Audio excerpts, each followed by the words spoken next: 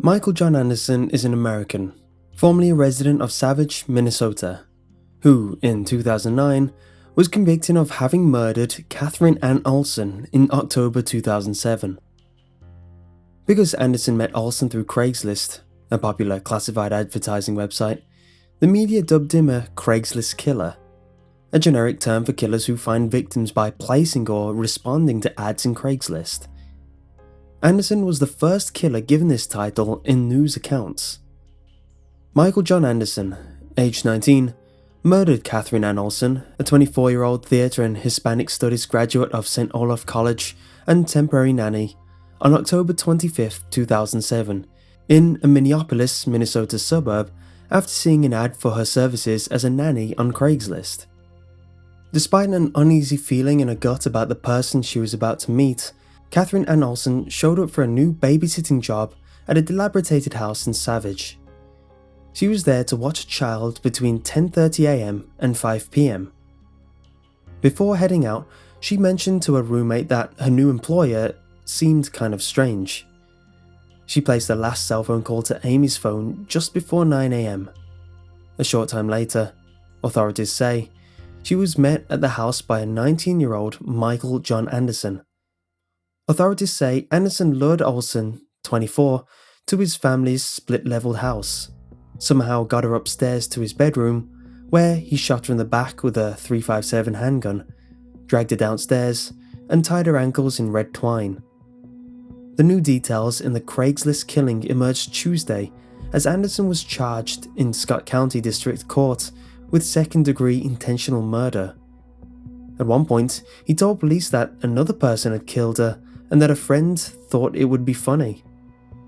Authorities, however, say that evidence points to Anderson acting alone.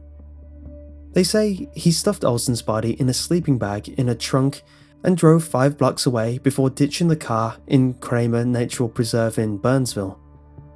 He wrapped her crushed cell phone in a blood-smeared towel that had his name written on it with a black marker and stuffed it in a nearby trash can. His motives bewildered authorities and Anderson's friends. Anderson was found guilty of first-degree murder and received a life sentence without parole on April 1, 2009.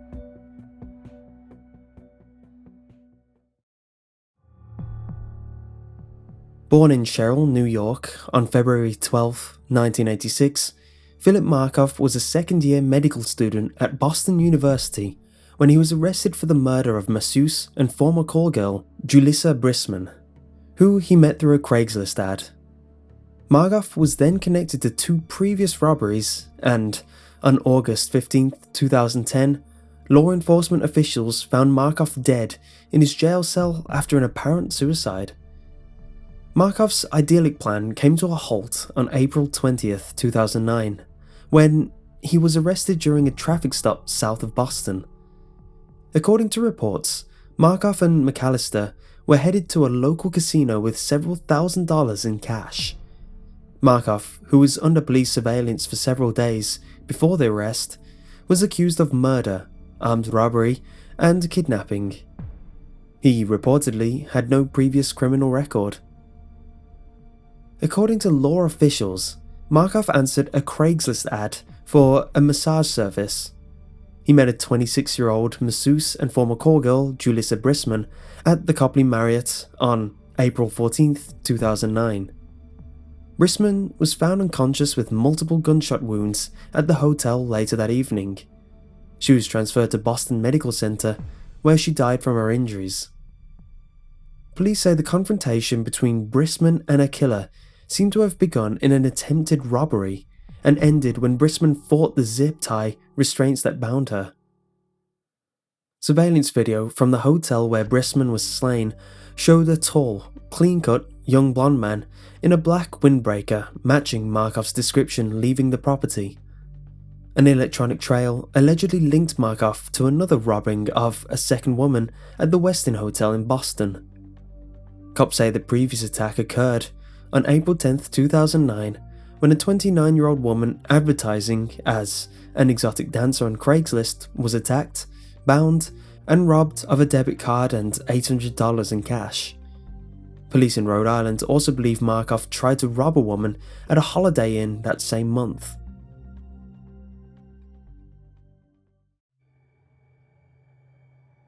In October 2011, Ron Sampson answered a Craigslist job advertisement for a watchman on an Ohio farm. The job paid $300 a week and came with a mobile home to live in for free. Ron Sampson wasn't the only one applying for this job. There were scores of other applicants from around the country. Ron Sampson didn't get the job. However, there was no job. It was all a ruse concocted by Richard Beasley and Brogan Rafferty to lure unsuspecting men to their deaths. At least 3 men were murdered by the pair.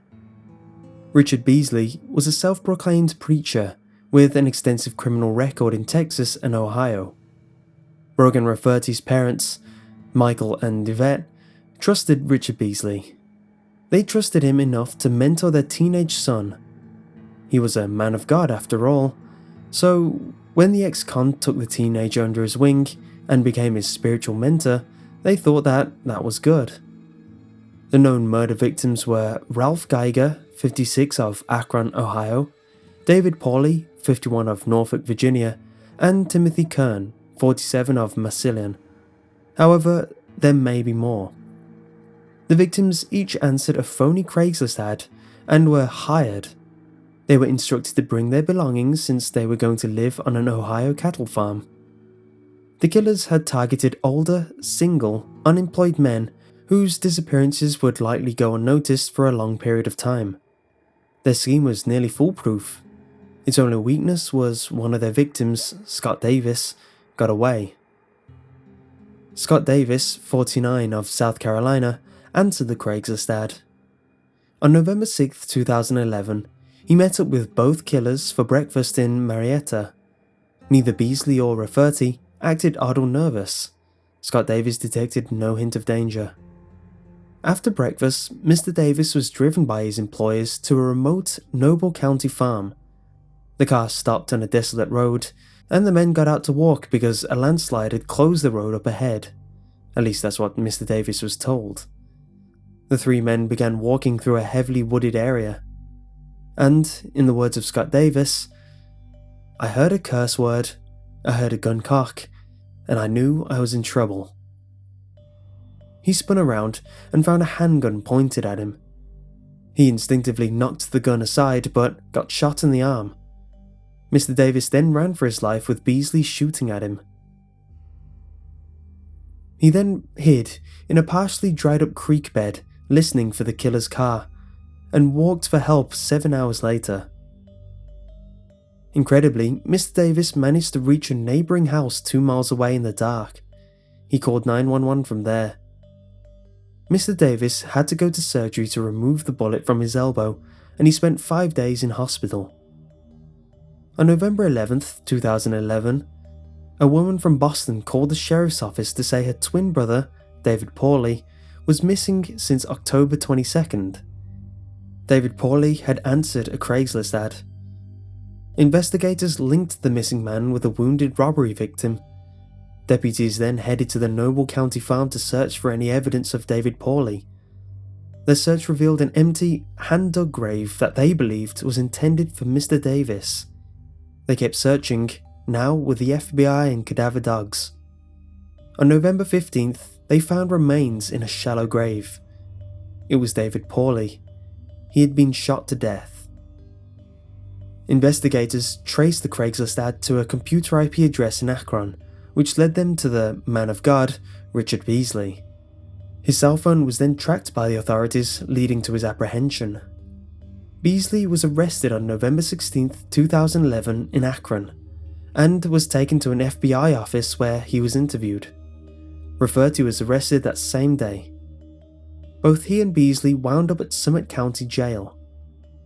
Cadaver dogs were brought to the Noble County farm again, and they helped uncover the body of Ralph Geiger, 55, of Atlanta.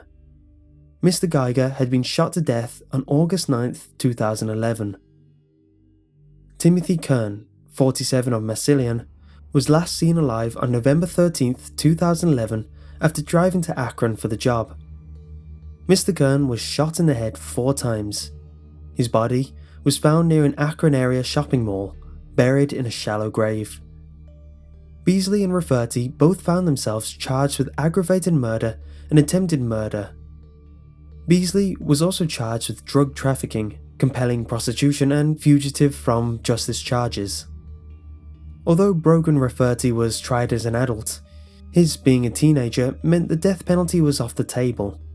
He pleaded not guilty, claiming he was threatened to act due to Beasley knowing the whereabouts of Rafferty's family. This was thrown out the window as Rafferty was armed a number of times and could have prevented the murders at many times. Next up, Richard Beasley's trial. Richard Beasley pleaded not guilty too. His story was he knew nothing about any bodies and graves. Richard Beasley also testified that he did meet with Scott Davis, and that it was Scott Davis who pulled a gun on him. According to Richard Beasley, Scott Davis was sent to kill him in retaliation for being a police snitch in a motorcycle gang investigation in Akron, and that it was pure luck he survived the attack. He also testified that he and Scott Davis had wrestled in the mud and Scott Davis managed to fire 6 shots. None of this, however, explained how he got his hands on Ralph Geiger's wallet, driver's license, birth certificate, and social security card, all of which were found during a search of his home in Akron. Not surprisingly, on March 12, 2013, Richard Beasley was found guilty of 3 accounts of aggravated murder and 1 account of attempted murder, and was sentenced to face the death penalty.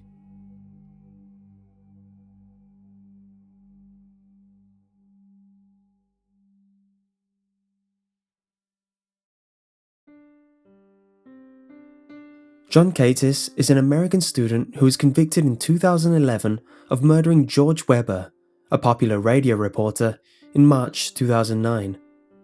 Because Cates met Webber through Craigslist, the media also dubbed him a Craigslist killer.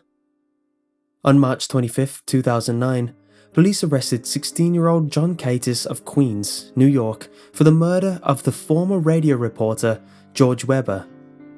Webber, 47 years old, was a well-known radio voice.